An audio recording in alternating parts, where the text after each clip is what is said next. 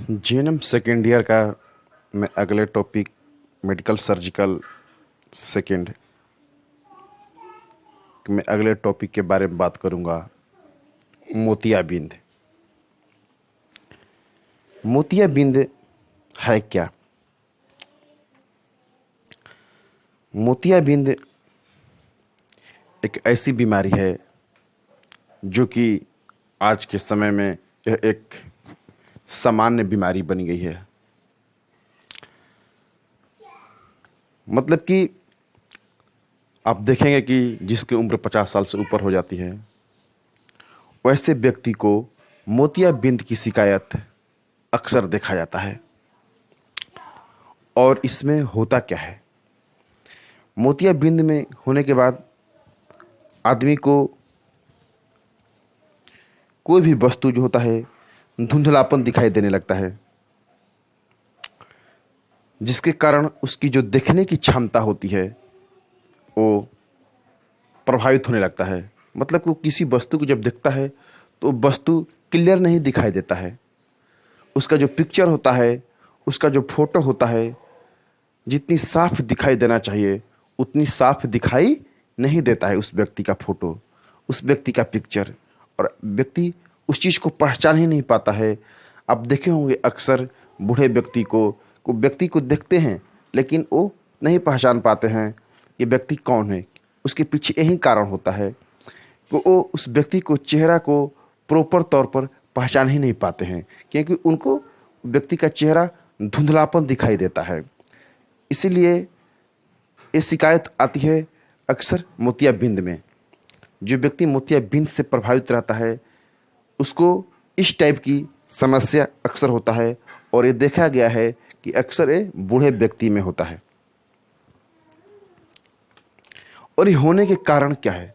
इसमें होता क्या है कि जो हमारी आँख की बनावट है, आँख में होता है एक लेंस और एक रेटिना। कोई भी जब प्रकाश किस पे पड़ता है, लेंस के ऊपर पड़ता है। लेंस क्या करता है? उस चीज़ को दिखता है, देखने के बाद उसका जो पिक्चर कहाँ पड़ता है, आकर बनता है रेटिना पर। और रेटिना से वो कहाँ जाता है? ब्रेन में जाता है मैसेज।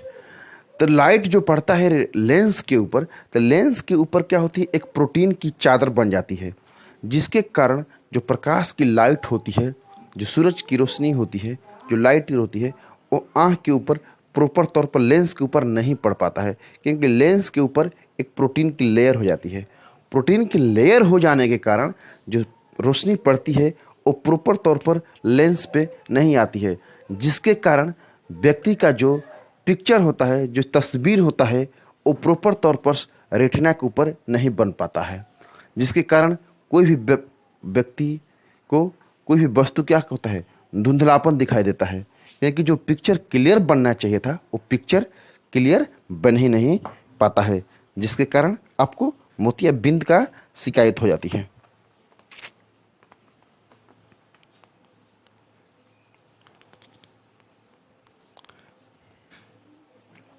कभी कभी ऐसा भी होता है, मोतियाबिंद में कभी कभी ऐसा भी देखा गया है कि जैसे आप कोई वस्तु को देख रहे हैं, चाहे किसी व्यक्ति को देख रहे हैं, तो लगता है कि एक ही व्यक्ति दो दिखाई दे रहे हैं, तीन दिखाई दे रहे हैं। मतलब कि उसको एक ही वस्तु दो तीन को दिखाई देने लगता है। ये भी मोतियाबिंद का लक्षण है। यदि कोई व्यक्ति बोलता है कि हमको एक ही वस्तु दो तीन दिखाई देता है, तीन चार दिखाई देता है, कि मतलब समझ जाइए कि वो व्यक्ति क्या है? मोतियाबिंद से ग्रसित है। मोतियाबिंद का ये भी एक लक्षण है कि उसको एक ही वस्तु, एक ही चीज़ क्या आता है? दो तीन दिखाई देना चालू हो जाता है। और आप देखिएगा कि कोई व्यक्ति को होता क्या है कि जब वो रोशनी में जाता है तो उसको नहीं दिखाई देता है। कोई व्यक्ति को ऐसा देखिएगा जब अंधेरा में आएगा हल्की लाइट में तो वहाँ भी नहीं दिखाई देता है। तो मोतियाबिंद का ये भी एक लक्षण है। किसी व्यक्ति को रोशनी में नहीं दिखाई देता है तो अंधेरा में दिखाई देता है, किसी व्यक्ति को अंधेरा में दिखाई देता है तो रोशनी में नहीं दिखाई देता है। ये भी क्या है? एक मोतियाबिंद का क्या है? एक लक्षण है। मोतियाबिंद का प्रकार, मोतियाबिंद विभिन्न प्रकार के होते हैं, जैसे स्क्लेरोटिक मोतियाबिंद। स्क्लेरोटिक मोतियाबिंद इस मोतियाबिंद में क्या होता है, जो लेंस होती है वो सख्त हो जाती है, मतलब कि लेंस को होना चाहिए मुलायम, लेंस सख्त और पीला हो जाता है, जिससे क्या होती है कि व्यक्ति की जो देखने की क्षमता होती है वो क्या होता है, प्रभावित होने लगता है। एक मोतियाबिंद का प्रकार होता है कॉर्टिकल, कॉर्टिकल मोतियाबिंद। इसमें क्या होता है कि लेंस की जो बाहरी भाग होता है उसमें एक सफ़ेद स्पॉट टाइप का दिखाई देने लगता है। अब देखिए किसी किसी व्यक्ति को, बूढ़े को, उसमें व्हाइट कलर का आने लगता है, जिसके चलते उसकी जो देखने की क्षमता होती है वो प्रभावित होने लगती है। एक होता है। दूसरा होता है कैप्सुलर, कैप्सुलर मोतियाबिंद।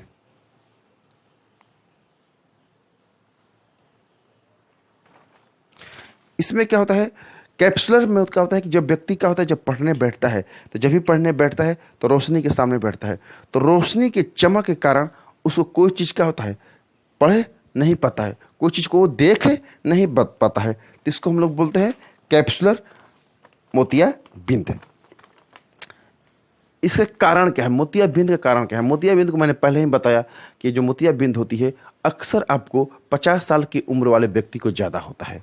आप अक्सर देखते हैं 50 साल से पहले भी व्यक्ति को हो सकता है, यदि व्यक्ति का न्यूट्रिशनल मतलब कि पोषाहार, जो पोषाहार ले रहा है, यदि वो पोषाहार पौष्टिक नहीं होगा तो ऐसे व्यक्ति को मोतियाबिंद हो सकता है, क्योंकि उसके पोषण संबंधी कमी के कारण।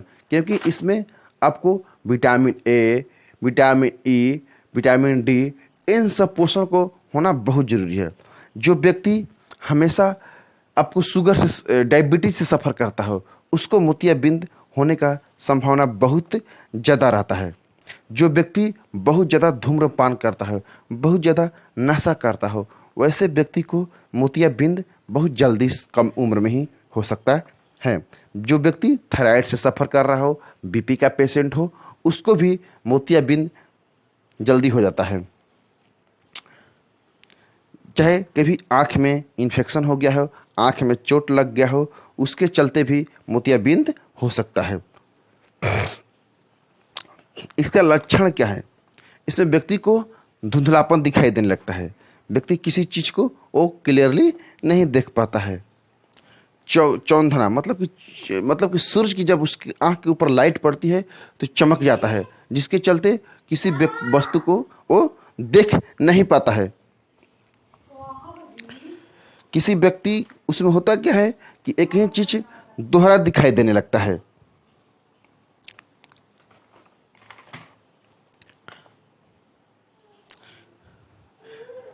अब शुरुआती में देखेंगे मोतियाबिंद में तो किसी किसी व्यक्ति में होता है तो बोलता है कि हमको नज़दीक का वस्तु अच्छा दिखाई दे रहा है, नज़दीक का वस्तु उसको अच्छा दिखाई देता है, लेकिन वो अस्थायी होता है, मतलब कुछ ही समय के लिए होता है, उसके बाद उसको आँख से दिखाई देना ही बंद हो जाता है। जिसमें ऐसा भी होता है, जब मोतियाबिंद की शुरुआत होती है तो लगता है कि नज़दीक का चीज़ हमको अच्छा दिखाई दे रहा है, लेकिन वो अस्थायी तौर पर होता है और धीरे धीरे क्या होता है, उसको दिखाई देना ही बंद हो जाता है।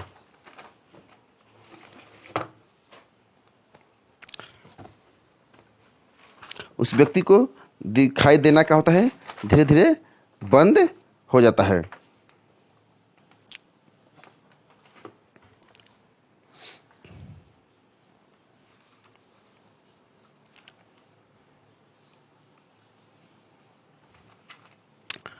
मोतियाबिंद का कैसे इलाज किया जा सकता है? मोतियाबिंद का कैसे इलाज किया जाएगा? मोतियाबिंद में एक ही होता है ऑपरेशन। शुरुआती अवस्था में यदि पेशेंट है तो उसको ट्रीटमेंट किया जाएगा, मीन्स कि उसको दिया जाएगा आपको आई ड्रॉप। यदि आई ड्रॉप से यदि उसकी स्थिति में सुधार होता है तो ठीक है, यदि आई ड्रॉप से उसकी स्थिति में सुधार नहीं हो रहा है तो उसके पास लास्ट ऑप्शन है आपका ऑपरेशन। और ऑपरेशन में है एक फेको विधि आया है, जिसमें क्या होता है, एक मशीन है, हाईटेक मशीन है, जिसमें 15, 20, 25 मिनट के अंदर आसानी से बिना किसी टाका का, चीरा का, ब्लड निकले हुए व्यक्ति का ऑपरेशन किया जा सकता है। इसमें क्या होता है, अल्ट्रासाउंड के लाइट के आधार पर व्यक्ति का जो लेंस होता है, जो पहले प्राकृतिक लेंस होता है, उस लेंस को निकाला जाता है, उसको कट करके। उस लेंस को निकालने के बाद उसमें आर्टिफिशियल लेंस उसके आँख के अंदर लगा दिया जाता है और व्यक्ति का ऑपरेशन 15 मिनट में बहुत ही आसानी से हो जाता है और वो किसी चीज़ को अच्छे से आराम से वो देख सकता है, चल सकता है। इसमें किसी भी प्रकार की परेशानी नहीं होती है। अब नर्सिंग मैनेजमेंट नर्सिंग में मतलब कि कोई भी ऐसे पेशेंट आपके पास आता है, आप उसको कैसे हैंडल कीजिएगा। पहले तो कोई भी पेशेंट आता है अस्पताल में, तो पहले उसके साथ आपका अच्छा बिहेवियर होना चाहिए, अच्छा आप उसके साथ लगाव रखिए। दूसरी चीज़, उनके डॉक्टरी सलाह के अनुसार उनको जो भी डॉक्टरी सलाह दिया जाता है उसको फॉलो करते हुए पेशेंट पर अच्छे से केयर करना चाहिए। उसमें किन किन बातों को ध्यान रखें। प्रतिदिन जो आँख की पट्टी है उसको अच्छे से बदलना चाहिए। बहुत टाइटली आँख की पट्टी को नहीं बांधना चाहिए, नहीं तो हो सकता है कि आँख के ऊपर प्रेशर पड़ सकता है और आँख को परेशानी हो सकती है। मरीज की आँख में प्रतिदिन आई ड्रॉप डालना चाहिए। जो डॉक्टरी सलाह जो दिया गया है आई ड्रॉप डालने के लिए, उसको डालना चाहिए। व्यक्ति को हमेशा कहीं जाना है तो काला चश्मा पहनने का सलाह देना चाहिए।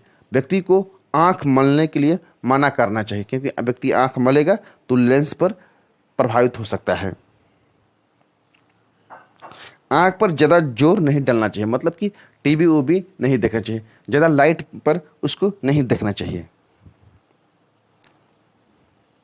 मरीज को अकेला नहीं छोड़ना चाहिए। मरीज के आँख में संक्रमण न फैले, उसको कभी भी आँख मलने से मना करना चाहिए। मरीज को बिस्तर पर आराम से लेटे रहना देना चाहिए और उसकी जो भी आवश्यकता है, जो भी उसकी डिमांड है, जो भी डॉक्टरी सलाह है, जो भी उसका इलाज है, जो भी उसको दवा है, टाइम टू टाइम देते रहना चाहिए ताकि पेशेंट को किसी भी प्रकार की परेशानी न हो। Thank you. GNM second year का मैं अगले टॉपिक मेडिकल सर्जिकल सेकेंड मैं अगले टॉपिक के बारे में बात करूंगा, मोतियाबिंद। मोतियाबिंद है क्या? मोतियाबिंद एक ऐसी बीमारी है जो कि आज के समय में यह एक सामान्य बीमारी बन गई है।